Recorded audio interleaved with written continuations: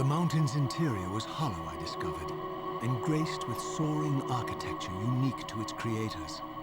As with the outer facade, these balconies and galleries could only be reached by those gifted with flight. With only my ruined wings to carry me, this towering labyrinth seemed impassable, while the object of my quest lay just beyond my grasp. For here, suspended at the apex of the chamber, was the threshold that surely led to the great vampire himself. I didn't know whether Janos Audron was the monster depicted in the stronghold, or one of the noble creatures memorialized among the ruins of the ancient vampires. And I didn't care. Demon or angel, he alone held the key to my destiny.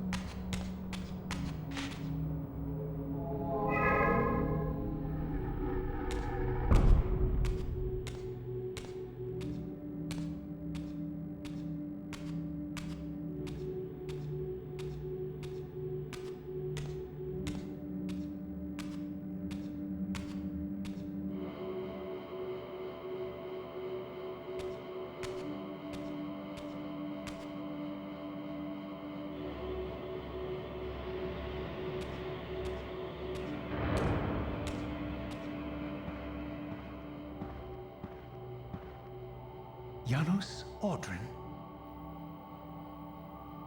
It is heartening after all these years to hear my name spoken without contempt.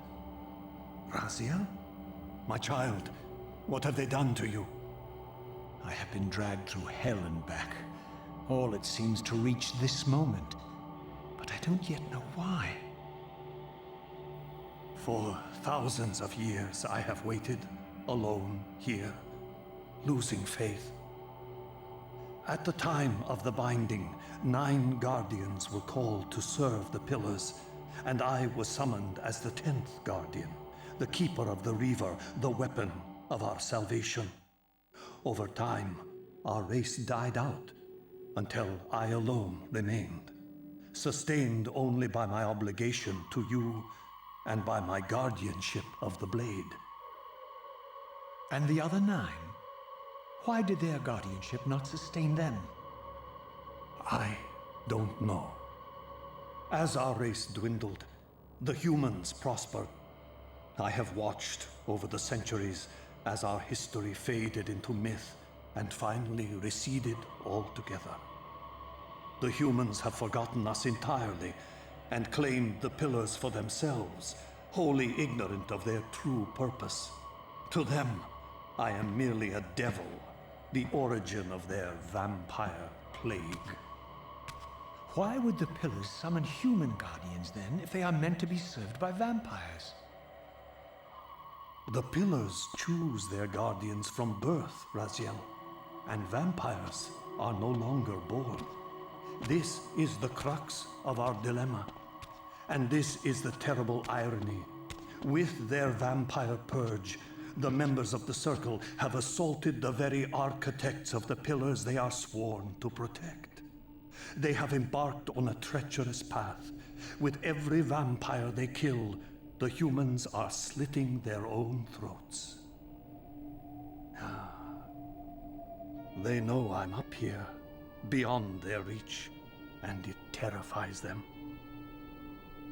You can see how they flaunt their kills to torment me, or perhaps simply to lure me out.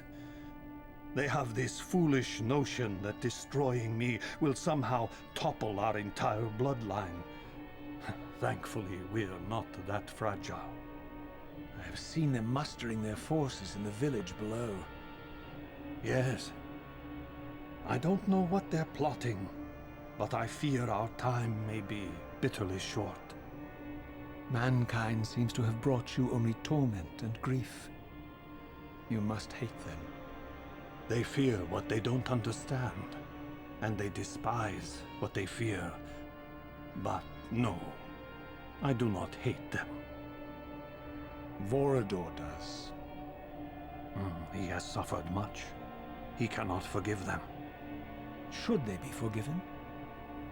They don't understand what they're doing.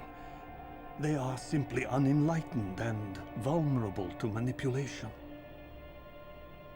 So, it's all true then, what Kain and Vorador have told me. I really am some kind of unholy vampire messiah. Unholy? No. Messiah, perhaps. I don't like that word. It smells of martyrdom. Raziel, your role in this world's destiny is more crucial and more benevolent than you've allowed yourself to believe. Your journey will not be easy. Dark powers are allied against you. But I think you already know this. You appear to have been cruelly tested. The binding must be secured, Raziel. The pillars are the lock. And the Reaver is the key. Yes. The Reaver is here. Why do I feel nothing? The most formidable weapon ever forged by our swordsmiths.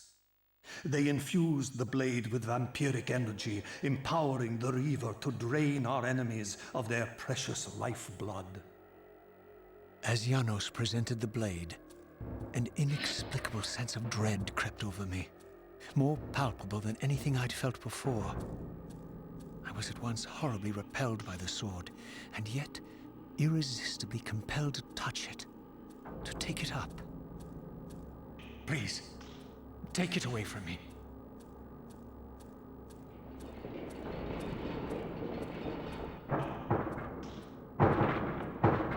I fear you have been followed.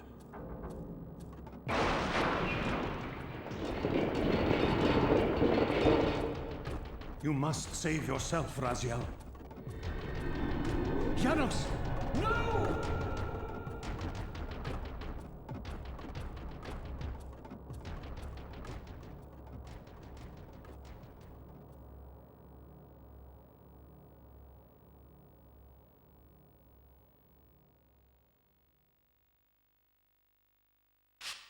My surroundings whirled sickeningly, and I found myself transported safely away from the ambush to an adjacent chamber. Janos had delivered me from the Sarafan, selflessly forfeiting his own safety to preserve my life. And now I feared that my newfound mentor would be slaughtered by the very crusaders I had so recently revered. The irony pierced me, and with dawning horror, I realized that I had been duped by Mobius from the beginning. For the Sarafan had simply followed the path I gullibly blazed through this sanctuary, and had arrived bearing Mobius' staff. Thus armed, they had Janos at their mercy. Through the door, I could hear them battling, less than a dozen paces away. But it may as well have been 1,000 miles, for this barrier was sealed by elemental forces I did not possess. It seemed Janos had conveyed me into the heart of the fire shrine. I thought perhaps if I could galvanize the forge and imbue the Reaver in time, I might have a slim chance of saving Janos from his grisly fate.